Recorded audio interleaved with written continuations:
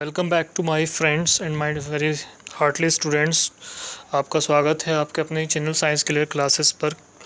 And we have take the chapter of class 9 chapter 3 atoms and molecules. From the many days we have not uploaded the some videos because some circumstances are not good for videos, but we know that today the lockdown is extended for the 2 weeks, so we should the great effort to crack the exam because even after 2 weeks, after 4 weeks, in a 1 month also the test should be done. So we should prepare to in the well-being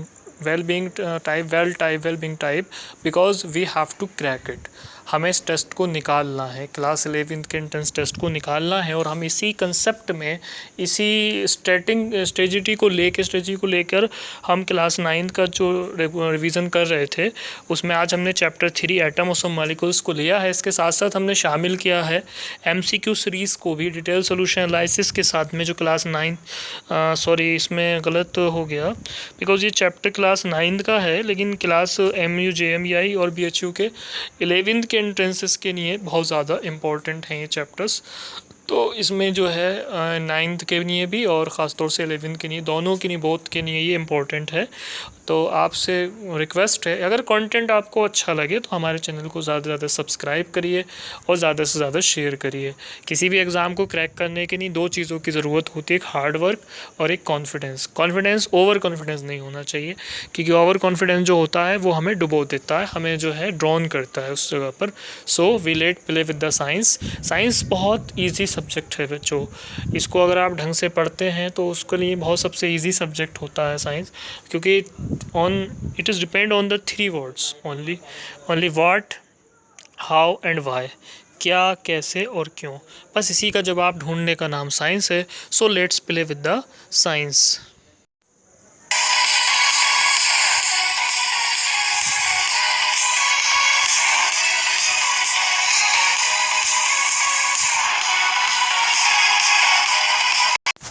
एक बार फिर से आपका स्वागत है science के लिए classes पर। और हम अब इस चैप्टर की थोड़ा सा नोट्स पढ़ेंगे PPT टाइप में, और जहाँ ज़रूरत पड़ेगी तो हम वहाँ पे ग्रीन बोर्ड का भी इस्तेमाल करेंगे। तो ध्यान से देखिएगा और ये वीडियो लास्ट तक देखिएगा। ये वीडियो आपको हेल्प करेगी 9th के एंट्रेंस के लिए भी और 11th के एंट्रेंस के लिए भी। हमारे पास PPT खुल गई है और हम इसमें पढ़ेंगे लॉस केमिकल कम्बिनेशन। देखिए, लॉस केमिकल कम्बिनेशन को हम कहते हैं एक ऐसा लॉ जिस पे हमें ये पता लग जाता है कि कोई भी चीज़ ऐड क्यों हो रही है। तो इसको 2 उसमें बांट देते हैं। एक कहलाता है law of conservation of mass. Propose किया था, ये फ्रेंच केमिस्ट थे एंटोनी लेवाशियर 1774 में, और ये साइंटिस्ट भी हैं, फादर ऑफ केमिस्ट्री भी हैं, याद रखिएगा। Antoine Lavoisier is known as also father of chemistry. तो mass, it is according to the mass can neither be created nor to destroyed in a chemical reaction. यानी ना मास को जो है आप क्या कर सकते हैं, डिस्ट्रॉय कर सकते हैं, ना ही आप उसके बना सकते हैं। जैसे फॉर एग्ज़ाम्पल मैं आपको बता रहा हूँ, जैसे मान लीजिए आपके पास C है, क्या है आपके पास, C है आपके पास, प्लस O2 था आपके पास, तो ये मिलके क्या हो गया, CO2 हो जाएगा। तो अगर आपने ये 12 ग्राम लिया था C और O2 आपने 32 ग्राम लिया था, तो आपके पास जो CO2 होनी चाहिए वो 44 ग्राम होनी चाहिए, तब तो ये ला ठीक है। और अगर ऐसा नहीं होता है तो ये ला फिर ठीक नहीं है। आपको करके भी दिखाया गया है। For any chemical process in a close system the mass of the reaction must be equal the mass of the product. उसके बाद दूसरा ला था लॉ ऑफ डेफिनेट प्रोपोर्शन। मैं इसे आपको सीधे से आसान शब्दों में समझाता हूँ। लुइस प्रोस्ट ने दिया था 1799 में। इसे थोड़ा सा आसान शब्दों में समझेंगे। देखिए क्या कहता है law of chemical combination. Chemical combination का लॉ वो कहता है डेफिनेट प्रोपोर्शन का, कि जैसे आपको एक शरबत बनाना है, तो शरबत जब आप बनाते हो तो कभी कैसा होता होगा कि चीनी मीठ ज़्यादा हो जाएगी, शुगर ज़्यादा हो जाएगी, कभी ऐसा होता है कि शुगर कम रह जाती है, लेकिन always we can say that is a sharbat. हम हमेशा यही कहते हैं कि ये शरबत है। But in the chemistry that is not happening like that the sharbat, because if we take the 2H2 plus O2, will make the H2O या 2H2O और 2H2O, यानी अगर आप 2H2 प्लस O2 लेते हैं तो हमेशा ये 2H2O वाटर ही बनाएगा, ना कि कोई और कंपाउंड बन जाए। और अगर हम इनमें इंटरचेंज करेंगे तो फिर ये कुछ और बनाएगा, वाटर नहीं बनाएगा। इसे समझ लेते हैं थोड़ा सा बोर्ड पे। हम जानते हैं 2H2 प्लस O2 इक्वल क्या होता है, इक्वल होता है 2H2O। ठीक है, थोड़ा सा क्या होता है 2H2। तो ऑलवेज 2H2, ऑलवेज जो होगा 2H2 और O2 मिलके क्या बनाएंगे, हमेशा पानी बनाएंगे। अब हमने कभी क्या किया, हमने सोचा कि लाओ H ले लो और O2 ले लो, अब बना लो, अब नहीं बनेगा H2O। तो इसका मतलब क्या हुआ कि ये जो प्रोपोर्शन है वो डेफिनेट रहता है। कैसा रहता है प्रोपोर्शन, प्रोपोर्शन जो होता है वो डेफिनेट आपका। उसके बाद हम यहाँ पर आ जाएंगे atom, molecule, ion and chemical formula. Atom क्या होता है, an atom is the smallest particle of an element which can take part in chemical reaction, it may और मे नॉट एग्जिट फ्रीली। यानी किसी भी केमिकल रिएक्शन का वो छोटा सा पार्ट, वो छोटा सा हिस्सा जो केमिकल रिएक्शन में पार्ट करता है लेकिन अपने आप को फ्रीली नहीं रख सकता। हम इसे बोर्ड पे देखिए, आप फ्रीली H नहीं रख सकते, आप फ्रीली H नहीं रख सकते, आप H2 रख सकते हैं। ठीक है, आप O नहीं रख सकते, O2 रख सकते हैं। इसका मतलब क्या हुआ कि एटम आपको जो है फ्रीली फॉर्म में नहीं रुक सकता, बल्कि कैसी फॉर्म में रुकेगा, वो मॉलिक्यूल की फॉर्म में। आप एक बार फिर से आप सबसे रिक्वेस्ट है कि आप अगर ये कंटेंट बहुत अच्छा लगे तो इसे ज़्यादा से ज़्यादा शेयर करिए, ताकि ज़्यादा से ज़्यादा लोग फ्री में इसका बेनिफिट उठा पाएँ। क्योंकि हमारे चैनल पे जितना भी कंटेंट है वो सब आपको फ्री मिलेगा। और ज़्यादा से ज़्यादा इसको सब्सक्राइब कर दें सब, और जो बेल आइकन है उसको भी बजाएं, ताकि जो है आपको आने वाली नई अपडेट मिलती रहे, जिससे आपको आसानी हो। उसके बाद मॉलिक्यूल की बात करें, ये भी एक स्मॉलेस्ट पार्टिकल होता है, लेकिन इसमें फ़र्क होता है, जैसे मैंने अभी आपको बताया था करके। देखिए H क्या है यहाँ पे, H क्या है, H का मतलब था यहाँ पे हाइड्रोजन एटम। क्या मतलब था यहाँ पे, हाइड्रोजन एटम। और H2 का मतलब क्या है यहाँ पे, मॉलिक्यूल। तो जब एटम ऐड होते हैं तो क्या बन जाते हैं, मॉलिक्यूल बन जाते हैं। हम इसे थोड़ा सा बोर्ड पे समझ लेते हैं जाके। आपके पास दो हाइड्रोजन एटम हैं और ये ऐड हो गए तो बच्चों क्या बन गया, ये H2 मॉलिक्यूल बन गया। क्या बन गया, ठीक है, क्या बन गया, ये मॉलिक्यूल। और पहले क्या थे, ये हाइड्रोजन। तो हम कह सकते हैं कि एटम ऐड करके आप क्या बनाते हैं, atom adds up to make molecules. ठीक, उसके बाद पीपीटी देखेंगे।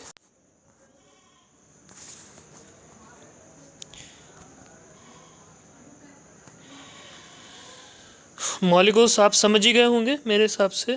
मैं बता, एटमसिटी का मतलब क्या है, कि बहुत आसान सी थ्योरी है।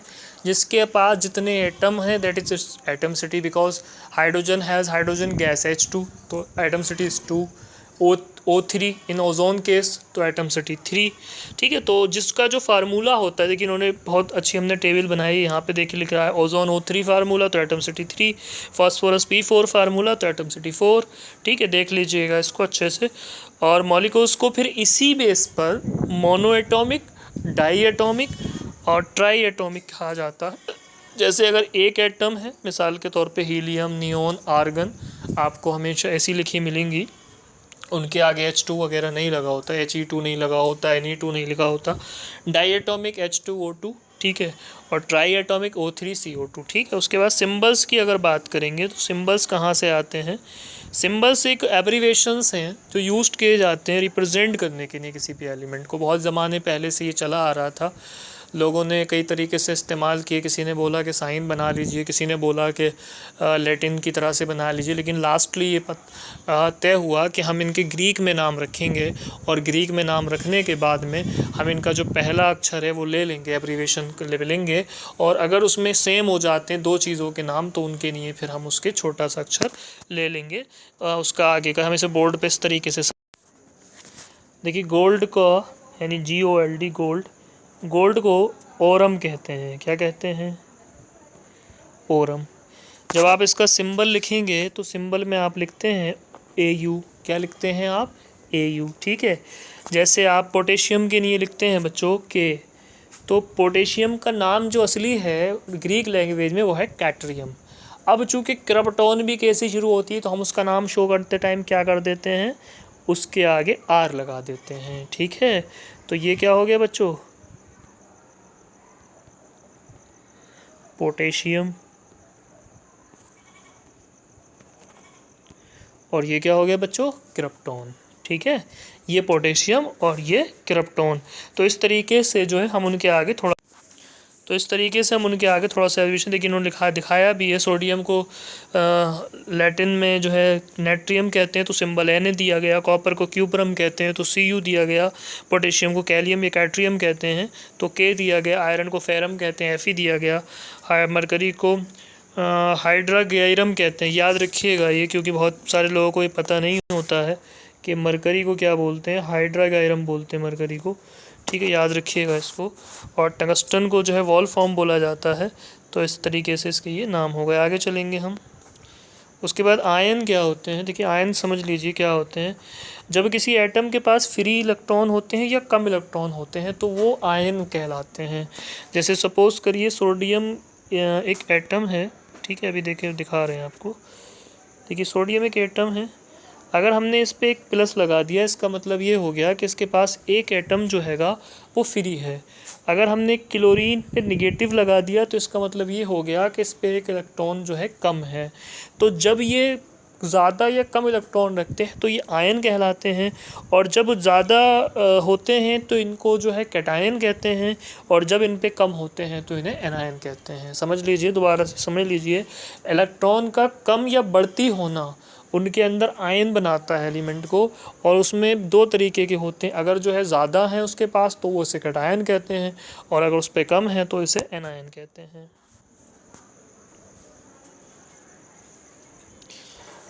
उसके बाद वैलेंसी की बात करेंगे। वैलेंसी क्या होती है, देखिए थोड़ा सा इसको हमें समझना होगा क्योंकि हम केमिकल फार्मूले में क्रिस क्रॉस करेंगे। थोड़ा सा बोर्ड पे समझते हैं इसको। देखिए ये आपके पास है ना, ये है Cl। आप यहाँ KLM में इसे रखेंगे। Na के पास कितने होते हैं, 2, L के पास 8, M के पास 1, Cl के पास 2 इसे दे देंगे, 8 इसे दे देंगे, 7 इसे दे देंगे। ये क्या है, ये EC कहलाता है, इलेक्ट्रॉनिक कॉन्फ़िगरेशन है। आप याद रखिए K को 2 देना है, L को 8 देना है, M को 18 या 8 देना है, N को 32 या 8 देना है, ठीक है। तो आप याद रखिएगा। अब मान लीजिए Na के पास 1 है और Cl के पास 7 है, इसका मतलब Na के पास एक बढ़ती है और Cl के पास एक फ्री। आप इसे ऐसे करके रख लीजिए, Na के पास एक फ्री है और Cl के पास एक निगेटिव है। अगर हम इसे ऐसे रखना चाहें तो ऐसे रख लेंगे। देखिए इसके पास क्या है, एक फ्री है प्लस का 1 है, और Cl के पास क्या है दोस्तों, माइनस का 1 है। तो अगर हम ये Na छोड़ दें और Cl ले ले तो कंपाउंड इस तरीके से हो जाएगा, Na प्लस और Cl निगेटिव, ये कंपाउंड बन गया, ठीक है। तो वैलेंसी का मतलब होता है जो उसके अंदर फ्री नेस इलेक्ट्रॉन होते हैं या फिर उसके पास जो कमी होती है उसे वैलेंसी कहते हैं। तो Na के पास कितने फ्री इलेक्ट्रॉन थे, यहाँ पे 1 प्लस का, और Cl के पास कितने फ्री थे, यहाँ पे कितने चाहिए थे Cl को, माइनस का 1। तो इस तरीके से जो है Na के पास जितने हैं तो उसकी वैलेंसी कही जाती है, और उसे जो है वैलेंस इलेक्ट्रॉन। ये देखिए बहुत अच्छी टेबल बनी हुई है, यहाँ से रूल भी पढ़ लीजिएगा। हम थोड़ा सा वीडियो को रोक दे रहे हैं, आसानी से आप रूल पढ़ पाएंगे। इसको रोक लीजिएगा या इसका जो है स्क्रीनशॉट ले लीजिएगा। देखिए आगे दिखाया है, कुछ चीज़ें याद करनी है। एल्युमिनियम 3+, SO4 2 निगेटिव, तो फार्मूला हो गया Al2SO4 whole thrice, aluminium sulphate CaHCO3 whole twice, calcium bicarbonate, NH4Cl, ammonium chloride, Na2CO3 sodium carbonate. अगर याद होगा आपको और आप 10th से होंगे तो आपको याद होगा कि ये वॉशिंग सोडे का फार्मूला है। MgOH whole twice, magnesium hydroxide, NO3PO4 sodium phosphate, ये अच्छा फार्मूला था। उसके बाद आगे चलें, कुछ क्वेश्चंस हैं ये जो हमें नहीं समझना है अभी। हम समझेंगे मोल कंसेप्ट को। देखिए जब आप बनानास लेने जाते हैं तो वो आपको डोजन में देते हैं, आपसे बोलते हैं 1 डोजन बनाना दे दीजिए, या आप बोलेंगे 1 डज़न तरह बना दीजिए, वो आपको 12 बन के दे देता है। तो मोल भी उसी तरह का एक यूनिट है जिसमें हम किसी चीज़ को नापते हैं। मोल की सबसे बड़ी खासियत ये है कि ये जो है तीनों के लिए यूज़ किया जा सकता है। आप मोल को जो है एटम में भी डिफ़ाइन कर सकते हैं, आप मोल को जो है मॉलिक्यूल्स में भी, और आप उसको जो है किसी भी एलिमेंट के लिए भी कर सकते हैं। ठीक है, 1 मोल बराबर होता है 6.022 इंटू 10⁻23 पार्टिकल्स। अब पार्टिकल यहाँ एटम भी हो सकते हैं, अब पार्टिकल यहाँ मॉलिक्यूल्स भी हो सकते हैं, अब पार्टिकल्स भी हो सकते हैं। तो यहाँ पे थोड़ा सा याद रखिएगा, समझने की चीज़ है। ठीक है,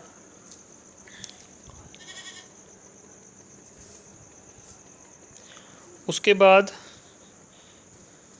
मान लीजिए आपको किसी ने दिया, पूछे वो आपसे कि 1 मोल कितना हुआ वाटर, तो इसका मतलब ये होगा कि वाटर का आपको क्या करना है, पहले मॉलिक्यूलर फार्मूला निकालना है। मॉलिक्यूलर फार्मूला क्या होता है वाटर का, देखिए बोर्ड पे दिखा रहे हैं करके। ये है आपके पास H2O, हाइड्रोजन का एटॉमिक नंबर 1 और 2 इसके एटम है, तो 2 + 1 हो जाएगा, और ये हो गया 16। तो ये कितना हो गया बच्चों, 18 डिवाइड करके, ये हो गया इसका मॉलिक्यूलर वेट। ठीक, अब आपको ये बताना है कि इसमें मोल कितने, कुछ नहीं करना है आपको, सिंपल सा है। 1 मोल H2O में आपको क्या करना है, अभी 18U आया था ना, 18 ग्राम आया था, तो 18U कर लीजिए, और 6.022 इंटू 23 से मल्टीप्लाई करनी है। जैसे ही मल्टीप्लाई करेंगे आपका आंसर आ जाएगा, ये हो जाएगी 1 मोल में आने वाली। देखिए करके भी दिखाया है इन्होंने, थोड़ा सा ध्यान से देखिएगा, मिल जाएगा। उसके बाद ग्राम मॉलिक्यूलर मास है। ग्राम मॉलिक्यूलर मास का मतलब वही है, आपको क्या करना है कि एटॉमिक मास जो होगा किसी भी एलिमेंट का, उसको जोड़ना है और जोड़ के बना दें। एटॉमिक मास यूनिट की अगर बात करें, देखिए याद रखिएगा, एटॉमिक मास यूनिट का मतलब हैगा कि 1 AMU बोलते हैं इसे। अभी अब इसमें से जो है AM हटा दिया गया है, इसको U लिखते हैं नई उसके हिसाब से। ठीक है, सिर्फ U लिखते हैं, MU नहीं लिखते इसको। MU जो है अलीगढ़ मुस्लिम यूनिवर्सिटी को भी एब्रीवेशन है, तो इसमें U लिखते हैं खाली। ठीक है, तो ये क्या होता है, 1 यूनिट मास जो होता है कार्बन एटम के 12th पार्ट के बराबर होता है। याद रखिएगा, 1 AMU जो होता है कार्बन एटम के 12th पार्ट के बराबर होता है। मॉलिक्यूलर मास आप समझ ही गए हैं, एक बार मैं फिर से आपको निकालना सिखा दे रहा हूँ। किसका निकालना है आपको, CO2 का। कुछ मत करिए, इसका एटॉमिक मास लगाइए, 12 होता है, O का 16 होता है, लेकिन 2 एटम है चूँकि, 16 12 16 2 32, 32 और में 12 जोड़ लेंगे 44 हो जाएगा। 44 यूनिट इसका जो है मॉलिक्यूलर मास हो जाएगा। ये कुछ सम्स हैं, थोड़ा सा ध्यान से देख लीजिएगा, और अगर नहीं समझ में आया तो हमें कमेंट में बताइएगा कि हम जो है इसको आसानी से करा देंगे आपको। सॉरी।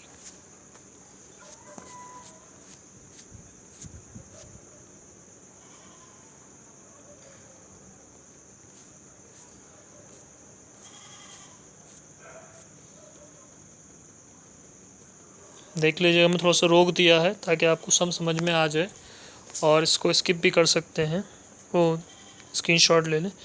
बाकी इसमें क्वेश्चंस हैं दोस्तों, तो अब हम अपने जो क्वेश्चंस हैं वो लेंगे। ये बोर्ड के नहीं क्वेश्चंस हैं, किसी दिन जब रेगुलर क्लास देंगे तो हम इसको कराएंगे।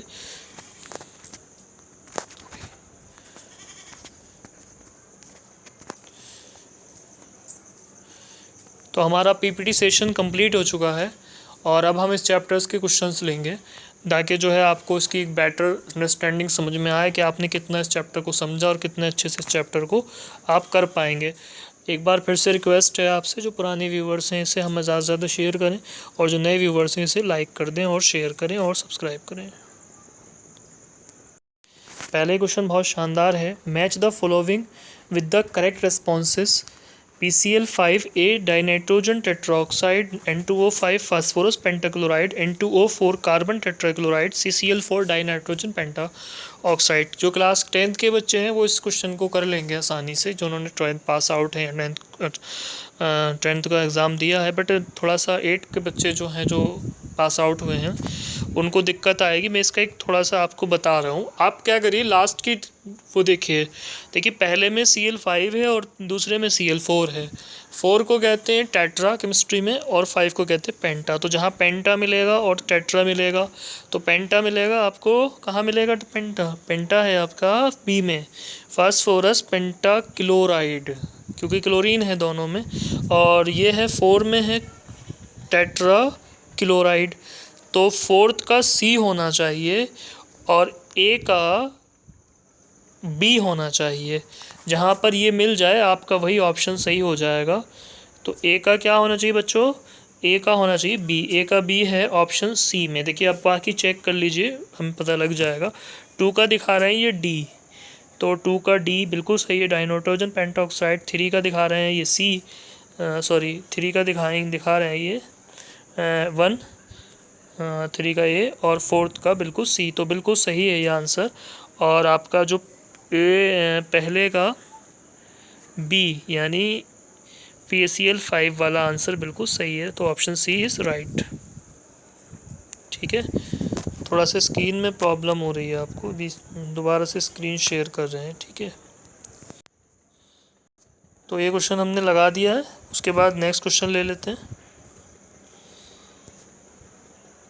ठीक है, उसके बाद बोल रहे हैं a mole of O2, a mole of nitrogen, a mole of carbon. ये भी एक मैच का क्वेश्चन है।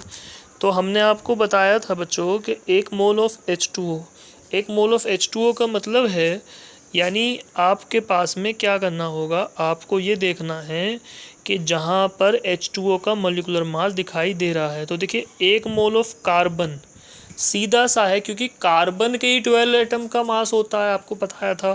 तो 3 का ए होना चाहिए, यानी 3 का क्या होना चाहिए बच्चों? ए होना चाहिए। और 3 का ए किस में है? पहले ही ऑप्शन में। बाकी हम चेक कर लेते हैं। 1 मोल O2, 1 मोल O2, ए का बी दिखा रहा है 12 ग्राम। ठीक है, सही है। 1 मोल ऑफ नाइट्रोजन, तो ये 2 का जो हैगा आपका दिखा रहा है सी, यानी 6 × 10⁻23 एटम, सही है। 1 मोल ऑफ सी, 3 का ए दिखा रहा है, बिल्कुल सही है। और चौथे का जो है यहाँ पे जो है थोड़ा सा दिक्कत है, क्योंकि ए का बी तो ठीक है, यही सही होगा। और ए का जो बी है,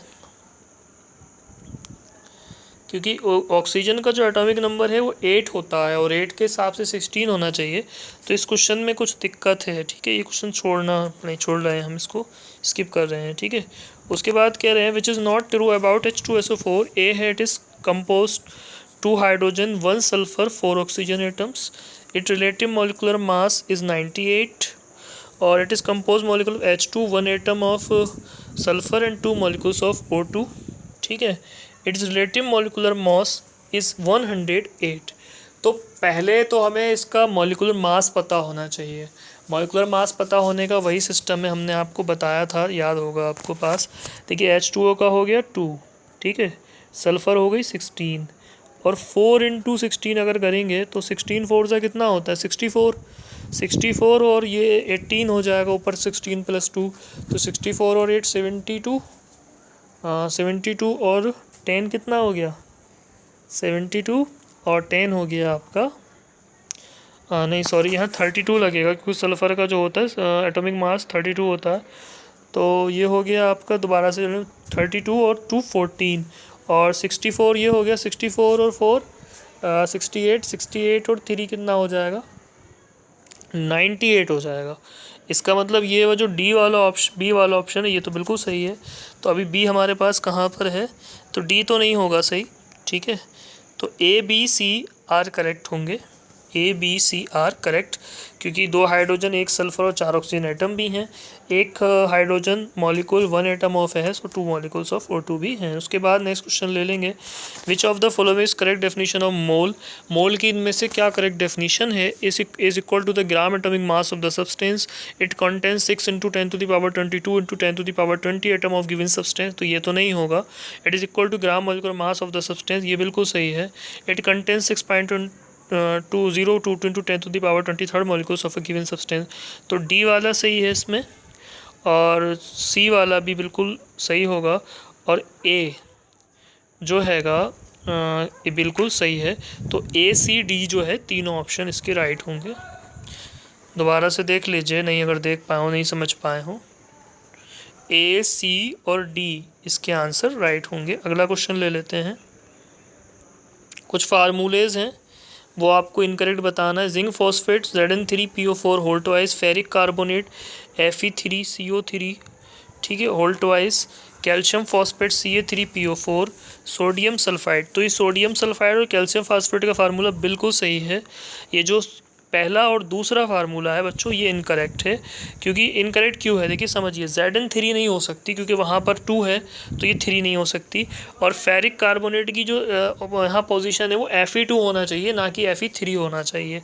तो इसलिए ये गलत है, तो इसी ए और बी इनकरेक्ट होगा। उसके बाद क्वेश्चन लेंगे, identify the correct state. Dalton was the first to state the smallest individual portion of matter is in atom. The molecule of the noble gas element are diatomic in nature. The law of constant proportion was stated by A. Lavoisier, ठीक है।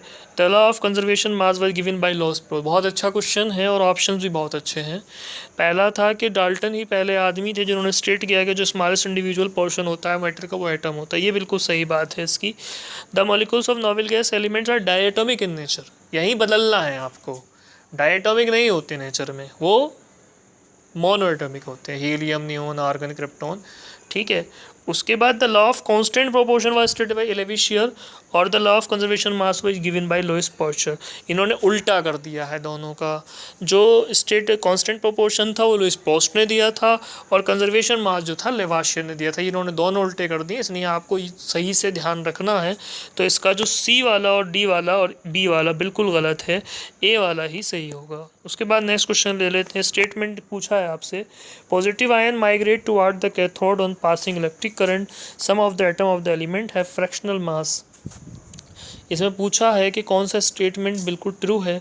तो ये बात आपकी जो कह रहे हैं कि पॉजिटिव जो होता है माइग्रेट होता है towards and passing electric current, cathode की तरफ जाता है। तो कैथोड बच्चों क्या होता है, कैथोड होता है पॉजिटिव और एनोड होता है नेगेटिव, ठीक है। तो कैथोड का मतलब ये हैगा जो पॉजिटिव चीज़ की तरफ क्यों जाएगी। और कुछ जो एटम्स ऑफ एलिमेंट होते हैं उनमें फ्रैक्शनल मास होता है, ये बिल्कुल सही बात है। तो स्टेटमेंट बी सही होगा और स्टेटमेंट ए जो है गलत होगा। Question number 8, ions, anions, cations, radical. आपको अभी समझाया था कि कैटायन कैसे होते हैं, पॉजिटिवली चार्ज होते हैं, तो 3 का सी सही है, ठीक है। इसको हम थोड़ा सा मैच कर लेते हैं। कैटायंस बिल्कुल सही है, 3 का सी। और एनायंस क्या होता है, निगेटिवली चार्ज होते हैं, 2 का ए सही है। उसके बाद आयंस बचा, आयंस हमारे चार्ज पार्टिकल्स होते हैं। और रेडिकल्स क्या होते हैं बच्चों, रेडिकल्स होते हैं पॉलीएटॉमिक आयन, बिल्कुल सही हो गया। तो इस तरीके से 1 का डी और 2 का ए और 3 का सी और चौथे का बी, ये ढूंढ लेंगे, जहाँ पे मिलेगा हमें वहाँ पे हमारा आंसर हो जाएगा। 1 का डी था तो 1 का डी हमें इसे मिल गया, 1 का डी, 2 का ए और 3 का सी और चौथे का बी, ठीक।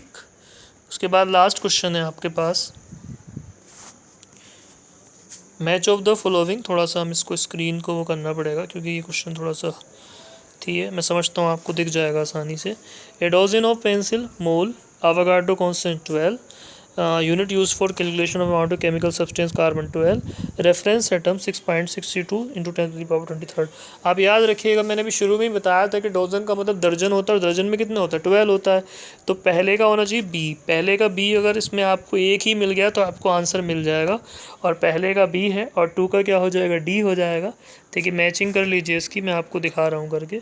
पहले का क्या हो गया बच्चों, पहले का हो जाएगा डी से, और 2 का हो जाएगा बच्चों, सॉरी, पहले का होगा बी से 12, और आवागाड्रो कांस्टेंट क्या है, ये हो जाएगा 2 का, और 3 का क्या हो जाएगा, मोल, और चौथे का हो जाएगा कार्बन 12। ठीक है, तो पहले का डी किस में है,